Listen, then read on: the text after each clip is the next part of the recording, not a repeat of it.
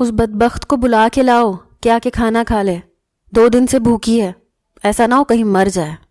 یہ الزام بھی پھر ہم ہی پر آئے گا، آسیہ بیگم اپنی سب سے چھوٹی بیٹی سے کہہ رہی تھی، جبکہ سارا اپنے کمرے میں لیٹی ان آوازوں کو بخوبی سن رہی تھی۔ آنسو دوبارہ سے اس کی آنکھوں سے بہنے لگے۔ وہ بھی ایک وقت تھا جب اس کی چچی اسے بیٹی بیٹی کہتے نہیں تھکتی تھی۔ آج ان کی زبان سے اپنے لیے بدبخت اور کم ظرف کے الفاظ سننا اسے کس قدر تکلیف پہنچا رہا تھا یہ وہی جانتی تھی۔ خدا کا واسطہ ہے اماں، کم از کم میں تو نہیں جاؤں گی اسے بلانے کے لیے، میرا تو دل ہی نہیں کرتا کہ اب اس سے کوئی بات کروں۔ سچ کہوں تو میرا اسے دیکھنے کے لیے بھی جی نہیں چاہتا، کہیں ایسا نہ ہو اس کی کالی اور گندی نظر میرا بھی گھر اجاڑ دے۔ آسیہ بیگم کی بیٹی نے صاف صاف منع کر دیا۔ تھوڑی دیر بعد آمنہ بیگم کچن میں آئی، انہوں نے خاموشی سے کھانا اٹھایا اور اپنی بیٹی کے کمرے میں لے کر چلی گئیں۔ سارا نے جیسے ہی دروازہ کھلنے کی آواز سنی، اس نے نظر اٹھا کر دیکھا، سامنے اس کی امی کمرے کے اندر داخل ہو رہی تھیں۔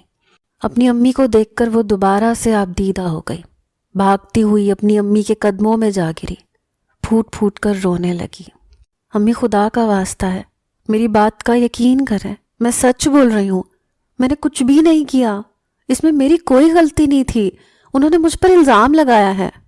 آپ تو مجھے جانتی ہیں نا، آپ تو اپنی بیٹی کو اچھی طرح جانتی ہیں، کیا آپ کو بھی لگتا ہے کہ آپ کی سارا کبھی وہ کام کرے گی جس سے آپ کا سر نیچا ہو یا آپ کی عزت پر کوئی آنچ آئے؟ وہ اپنی ماں کے قدموں میں گری اپنی بے گناہی کی صفائیاں پیش کر رہی تھی، یہ جانے بغیر کہ اس کی ماں کی آنکھوں میں اس کے لیے بے اعتباری تھی۔ کافی دیر یوں ہی گزر گئی، وہ اپنی ماں کے قدموں میں بیٹھی روتی رہی۔ اچانک اس نے اپنا سر اٹھایا، پھر وہ وہیں ٹھہر گئی۔ مزید صفائی کا کوئی جواز ہی نہیں بنتا تھا، کیونکہ اس کی ماں کی آنکھوں میں اس کے لیے اجنبیت تھی۔ انہوں نے اپنی بیٹی سے نظریں چرائیں، کہا کھانا کھا لینا۔ یہ کہہ کر وہ دوبارہ کمرے سے باہر چلی گئی، جبکہ سارا اپنے گھٹنوں میں سر دیے پھوٹ پھوٹ کر رونے لگی، اپنے رب سے فریادیں کرنے لگی، یا اللہ میرے ساتھ ہی کیوں ہمیشہ ایسا ہوتا ہے؟ آپ تو سب کچھ سچ جانتے ہیں، میری مدد کریں، مجھے اس مشکل وقت سے نکالیں۔ اس لمحے میرا آپ کے سوا کوئی بھی نہیں ہے، کوئی بھی میری بات پر یقین نہیں کر رہا، مجھے سمجھ نہیں آ رہی کہ میں اپنی بے گناہی کیسے ثابت کروں۔ میری اپنی ماں، سگی بہن تک میرا ساتھ نہیں دے رہا ہے۔ روتے روتے وہ کب سو گئی اسے پتہ نہیں چلا۔ اچانک آدھی رات کے وقت اس کی آنکھ کھلی، بھوک کی وجہ سے اس کے پیٹ میں درد ہو رہا تھا۔ ایک دم اسے یاد آیا کہ وہ 2 دنوں سے بھوکی ہے۔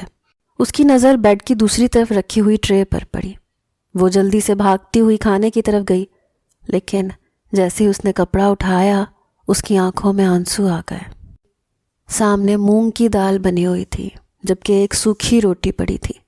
سارے گھر والے اچھی طرح جانتے تھے کہ اسے مونگ کی دال پسند نہیں ہے، کچھ بھی ہو جائے وہ یہ دال نہیں کھاتی تھی، لیکن اب اس کی مجبوری تھی۔ اس نے ایک نوالا توڑا، چپ کر کے کھا لیا۔ اسے پتہ چل گیا تھا کہ اب اس کے ناز نخرے اٹھانے والا کوئی بھی نہیں ہوگا، اب جو بھی گھر والے بولیں گے اسے چپ کر کے سننا ہوگا۔ اسے باقی کسی سے بھی اتنی شکایت نہیں تھی جتنی شکایت اسے اپنی ماں سے تھی۔ ایک ماں ہی ہوتی ہے جو اپنی بیٹی کو سب سے زیادہ جانتی ہے۔ ایک ماں کو اچھی طرح اندازہ ہوتا ہے کہ اس کی بیٹی کے دماغ میں کیا چل رہا ہے اور اس کی بیٹی کس حد تک جا سکتی ہے۔ لیکن سارا وہ بدبخت نکلی جس کی ماں نے سب سے پہلے اس کا ساتھ چھوڑا۔ سارا کے چہرے پر پڑنے والا پہلا تھپڑ ہی اس کی ماں کا تھا، اس کے کردار پر اٹھنے والی پہلی انگلی اس کی ماں کی تھی۔ امی میں آپ کو کبھی معاف نہیں کروں گی۔ وہ دوبارہ رونے لگی۔ اب اس کی زندگی میں آنسوؤں کے سوا اور کچھ بھی نہیں بچا تھا۔ اگلے دن بھی معمول کی طرح کمرے میں بند ہی گزرا۔ دن کے وقت اسے پیاس کا احساس ہوا، اس کے دل میں آیا کہ باہر جا کر پانی پی لے، لیکن پھر اس نے سوچا کہ اس وقت سب لوگ باہر ہی ہوں گے۔ وہ دن کے 2 بجنے کا انتظار کرنے لگی۔ اس وقت سب گھر والے سو جایا کرتے تھے۔ 2 بجے وہ کچن میں ابھی پانی بھر ہی رہی تھی جب اسے اپنے پیچھے کسی کی موجودگی کا احساس ہوا۔ اس نے پلٹ کر دیکھا تو پیچھے ثانیہ کھڑی تھی۔ وہ کچھ لمحوں کے لیے وہیں پر ٹھہر گئی۔ وہ ثانیہ کی نظروں میں اپنے لیے نفرت صاف محسوس کر سکتی تھی۔ مجھے تو لگا تھا کہ ابھی تک تم شرمندگی کے مارے مر چکی ہوگی، لیکن تم تو ابھی تک زندہ ہو۔ میں سوچ بھی نہیں سکتی کوئی انسان اس قدر بے غیرت کیسے ہو سکتا ہے۔ اپنی بہن کی باتیں اسے اپنے سینے میں کھپتی ہوئی محسوس ہوئیں۔ جواباً اس نے کسی بھی قسم کے سخت الفاظ استعمال نہیں کیے، بلکہ رسانیت سے اپنی بہن کو سمجھانے لگی۔ ثانیہ میری بات سنو، تمہیں تو پتہ ہے نا میں ایسی نہیں ہوں، میں نے کچھ بھی نہیں کیا۔ تم تو میری بات کا یقین کرو، اس رات تو تم میرے ساتھ تھیں، تم نے سب اپنی آنکھوں سے دیکھا تھا۔ کیا تمہیں ایک لمحے کے لیے بھی ایسا محسوس ہوا کہ میری غلطی ہے؟ میں تو صرف کھانا کھانے کے لیے اٹھی تھی، مجھے بالکل بھی اندازہ نہیں تھا کہ وہ سب کچھ ہو جائے گا۔ سارا نئے سرے سے اپنی بہن کی منتیں کرنے لگی۔ فضول بکواس بند کرو، مجھے تمہاری کسی بھی بات پر یقین نہیں ہے۔ تم اپنے یہ جھوٹے آنسو کسی اور کو جا کر دکھانا، کیونکہ میں ان کے جھانسے میں آنے والی نہیں ہوں۔ مجھے تو پہلے دن سے اندازہ تھا کہ تم آستین کی سانپ ہو، اور پھر اس دن مجھے اس بات کا یقین بھی ہو گیا۔ اب تمہیں لگتا ہے کہ میں آنکھوں دیکھی مکھی کو نگلوں گی؟ کوئی انسان دوسرے انسان پر زندگی میں صرف ایک بار بھروسہ کرتا ہے، اور تم نے میرا وہ بھروسہ توڑ دیا ہے۔ اب تم مر کر بھی دوبارہ زندہ ہو جاؤ نا، تب بھی میں تمہاری کسی بھی بات پر یقین نہیں کروں گی۔ ثانیہ اس سے پہلے کہ مزید کچھ کہتی، اس کی چھوٹی بیٹی بھاگتی ہوئی آئی۔ وہ سارا سے لپٹ گئی۔ سارا نے جب اپنی بھانجی کو دیکھا تو اسے پیار کرنے لگی۔ ثانیہ سے یہ سب برداشت نہیں ہوا۔ اس نے جلدی سے اپنی بیٹی چھینی اور اس سے کہنے لگی، بیٹا میں نے آپ کو سمجھایا تھا نا، سارا آنی کے پاس نہیں آنا، یہ بہت گندی ہے، یہ آپ کو ماریں گی۔ جواباً اس کی بیٹی سارا کے پاس جانے کی ضد کر رہی تھی۔ اس نے اپنی بیٹی کو 2 تھپڑ لگائے اور اسے لے کر اپنے کمرے میں چلی گئی، جبکہ سارا وہیں کرسی پر بیٹھی رہ گئی۔ دن بہت تیزی کے ساتھ گزرتے جا رہے تھے، لیکن سارا کی زندگی میں کوئی بھی تبدیلی واقع نہیں ہو رہی تھی۔ اس کی زندگی ایک جگہ پر آ کر رک گئی تھی۔ سارا دن وہ اپنے کمرے میں پڑی رہتی۔ اب تو اس نے گھر سے باہر نکلنا بھی چھوڑ دیا تھا، کیونکہ یہاں وہ ایک قدم دروازے سے باہر نکالتی تھی، وہیں بہت سی عورتیں اس کے کردار پر انگلیاں اٹھانے کے لیے تیار ہو جاتی تھیں۔ اس کو پورے محلے میں نشر کرنے والے بھی کوئی اور نہیں بلکہ اس کے اپنے گھر والے ہی تھے۔ اگر وہ چاہتے تو یہ بات گھر کے اندر ہی دب جاتی، لیکن انہوں نے پوری دنیا کو چیخ چیخ کر بتایا کہ سارا نے کیا غلطی کی ہے۔ اتوار کا دن تھا، سب گھر والے بیٹھے ناشتہ کر رہے تھے۔ سارا چپ کر کے لاؤنج سے گزر کر باہر جانے لگی کہ اس کے کانوں میں اس کی چچی کی آواز پڑی، اب کہاں جا رہی ہو منہ کالا کرنے؟ اسے لگا کہ کسی نے اسے بیچ سڑک پر بے عزت کیا ہو۔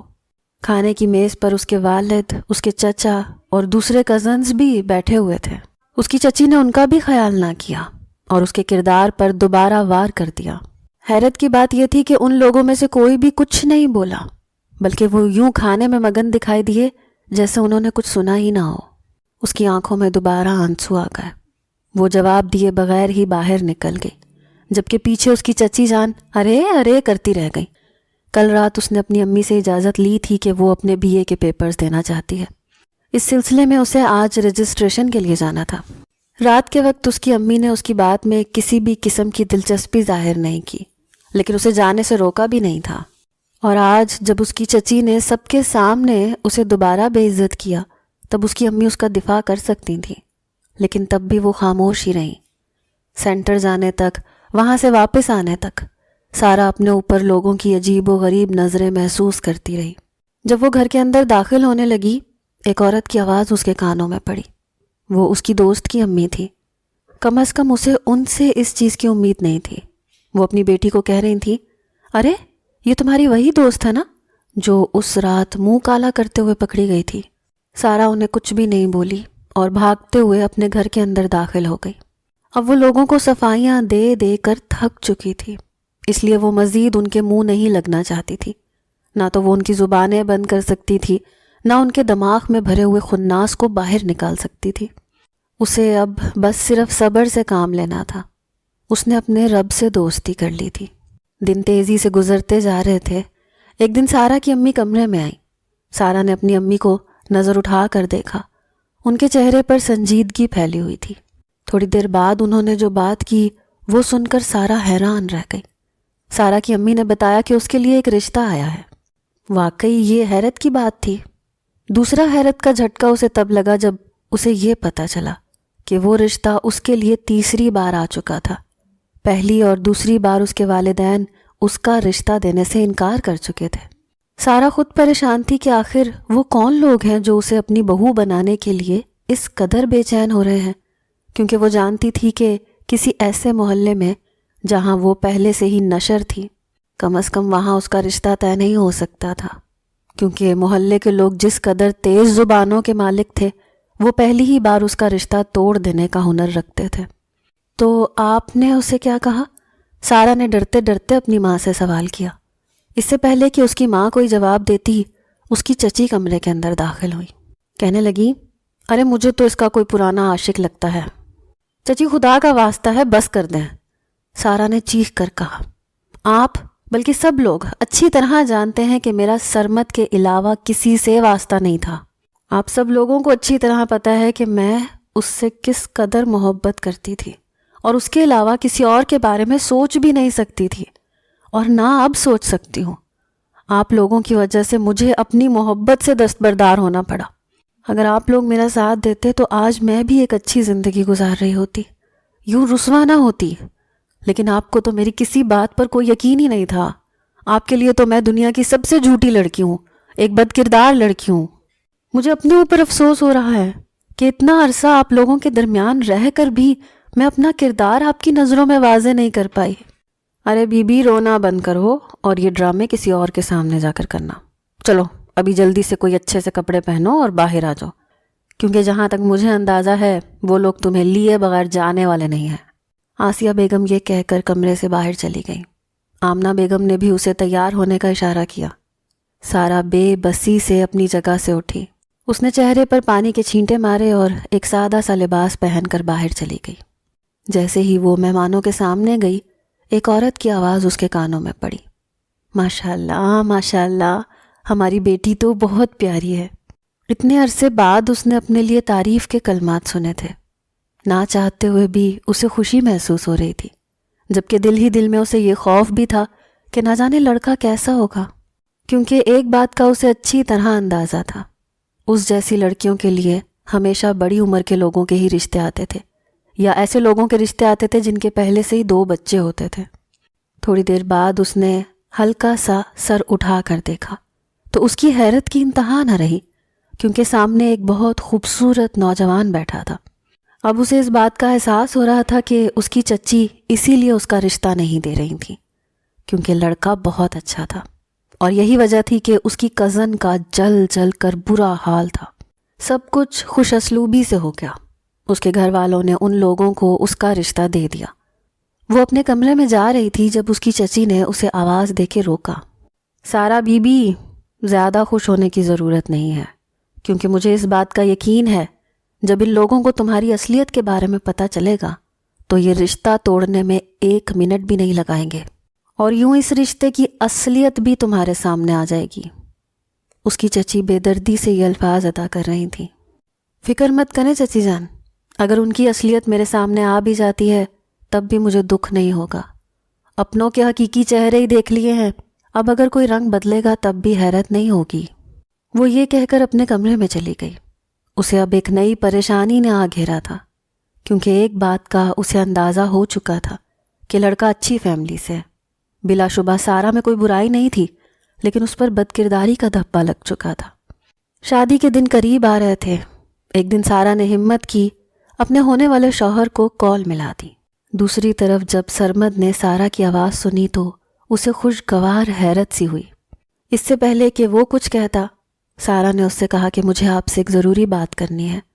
آپ میرے ماضی کے بارے میں کچھ بھی نہیں جانتے۔ آپ کو نہیں پتہ کہ میرے بہنوئی نے مجھے نہیں جاننا کہ ماضی میں آپ کے ساتھ کیا ہوا ہے۔ سرمد نے سارا کی بات کاٹ دی۔ مجھے صرف اور صرف اپنا خوشگوار مستقبل نظر آ رہا ہے جہاں پر آپ میری ہونے جا رہی ہو۔ سرمد نے اس کے ماضی کے بارے میں کچھ بھی سننے سے انکار کر دیا، اور پھر ادھر ادھر کی باتوں کے بعد سارا نے فون رکھ دیا۔ پھر اس کی شادی کا دن بھی قریب آ گیا۔ نہایت سادگی سے سارا کا نکاح سرمد کے ساتھ ہو گیا، اور وہ اس کے ساتھ اس کے گھر آ گئی۔ یہاں آنے کے بعد سارا کی زندگی ایک دم بدل گئی۔ یوں لگ رہا تھا جیسے وہ جہنم سے جنت میں آ گئی ہو۔ یہاں پر کوئی بھی اسے تانے دینے والا نہیں تھا۔ اس کی ایک ساس تھیں جو اس سے بہت زیادہ محبت کرتی تھیں، اور ایک شوہر جو اسے اپنے دل و جان سے بھی زیادہ عزیز رکھتا تھا۔ ایک دن وہ کچن میں کھڑی کھانا بنا رہی تھی جب سرمد کچن کے اندر داخل ہوا۔ اس کے چہرے پر پریشانی کے تاثرات تھے۔ سارا نے اس سے وجہ پوچھی تو وہ بات کو ٹال گیا۔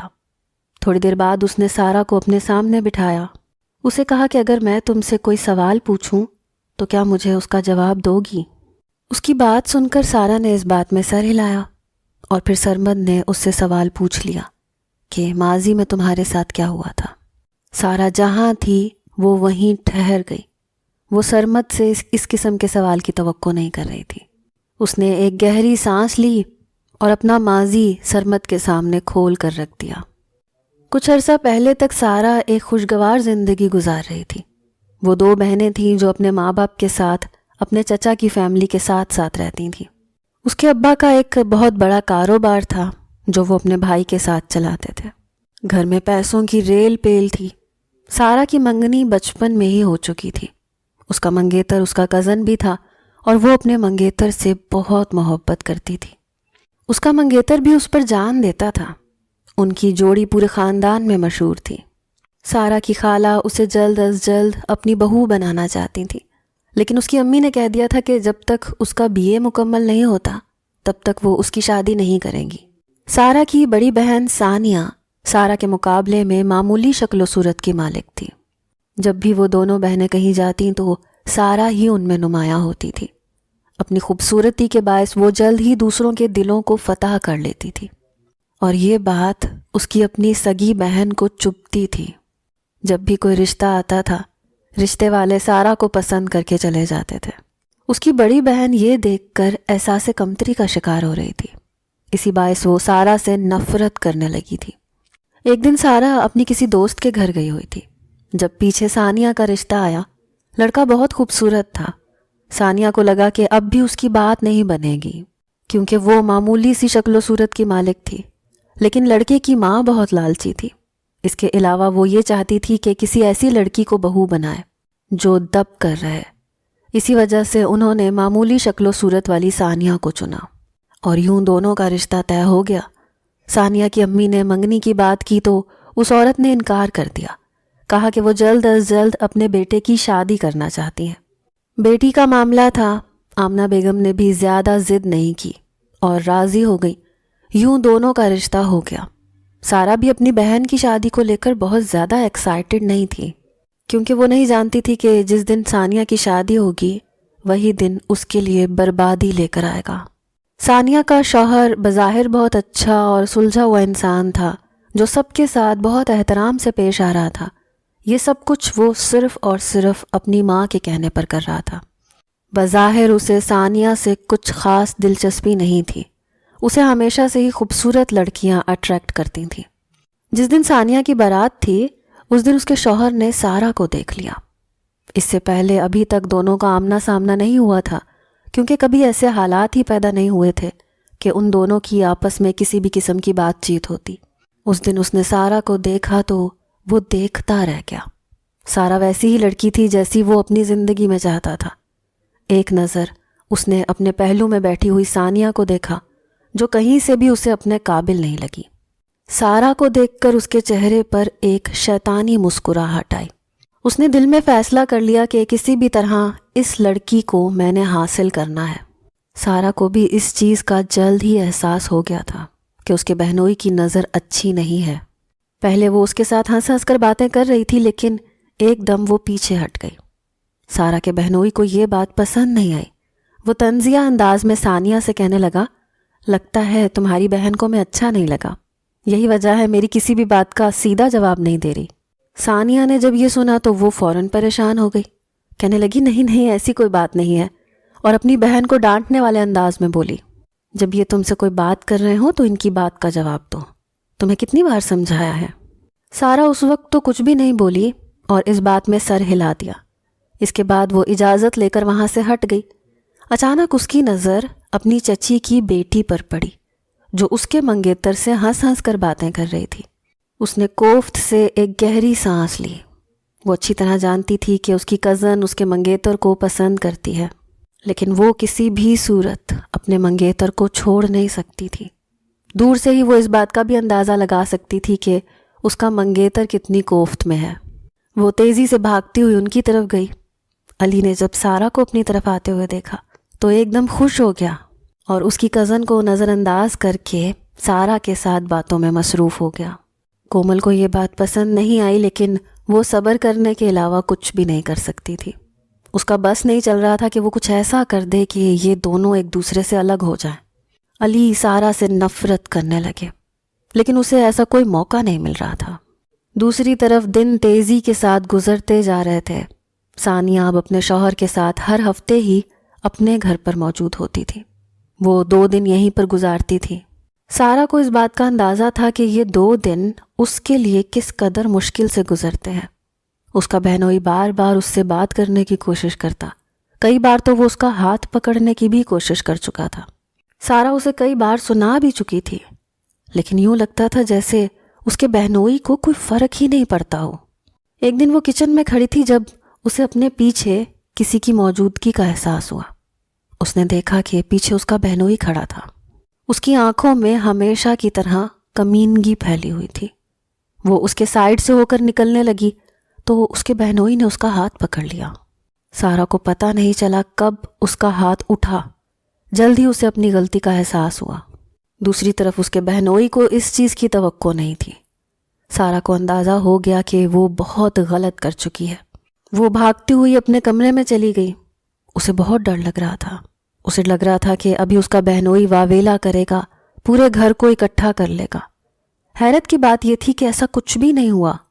اگلے دن وہ سو کر اٹھی تو اسے پتہ چلا کہ اس کی بہن اور بہنوئی چلے گئے ہیں۔ سب کچھ دوبارہ نارمل ہو گیا۔ اس کے بہنوئی نے کسی کو بھی اس بارے میں نہیں بتایا تھا۔ سارا بھی خوش ہو گئی کہ چلو اب اس کی جان چھوٹ گئی ہے، لیکن یہ صرف اور صرف اس کا وہم تھا۔ اس کا بہنوئی اب اسے مزید ہراساں کرنے لگا تھا۔ اسے یہ بھی دھمکی دینے لگا تھا کہ اگر اس نے بات نہ مانی تو وہ اس کی بہن کو طلاق دے دے گا۔ سارا کو سمجھ نہیں آ رہی تھی وہ کیا کرے۔ اس کے دل میں آیا کہ وہ اپنی ماں کو بتا دے، لیکن پھر وہ چپ ہو گئی۔ وہ اپنی ماں کو پریشان نہیں کرنا چاہتی تھی، اور یہی اس کی سب سے بڑی غلطی تھی۔ وقت بہت تیزی سے گزر رہا تھا۔ اس کی بہن کی شادی کو 2 سال گزر چکے تھے۔ اللہ تعالیٰ نے اسے 2 بچوں سے نوازا تھا۔ تقریباً شام کا وقت تھا جب ثانیہ کی کال آئی۔ اس کی طبیعت اچانک خراب ہو گئی تھی۔ گھر میں اس کے اور بچوں کے علاوہ کوئی بھی نہیں تھا۔ اس کا شوہر ایک ضروری کام سے شہر سے باہر گیا ہوا تھا، جبکہ اس کی ساس عمرے پر گئی ہوئی تھی۔ آمنہ بیگم نے سارا کو کہا کہ وہ اس کی طرف چلی جائے۔ سارا نہ چاہتے ہوئے بھی اپنی بہن کی طرف چلی گئی۔ حیرت کا جھٹکا اسے تب لگا جب اس نے رات کے وقت اپنے بہنوئی کو گھر کے اندر داخل ہوتے ہوئے دیکھا۔ وہ جو سمجھ رہی تھی کہ وہ شہر سے باہر ہیں، وہ صرف اور صرف ایک غلط فہمی تھی۔ زندگی میں پہلی بار وہ اپنے آپ کو بے بس محسوس کر رہی تھی۔ اس کے ساتھ ساتھ وہ اپنی بہن سے ایک لمحے کے لیے بھی الگ نہیں ہو رہی تھی۔ اس کی کوشش یہی تھی کہ اپنی بہن کے پاس ہی رہے اور کہیں بھی تنہائی میں نہ جائے۔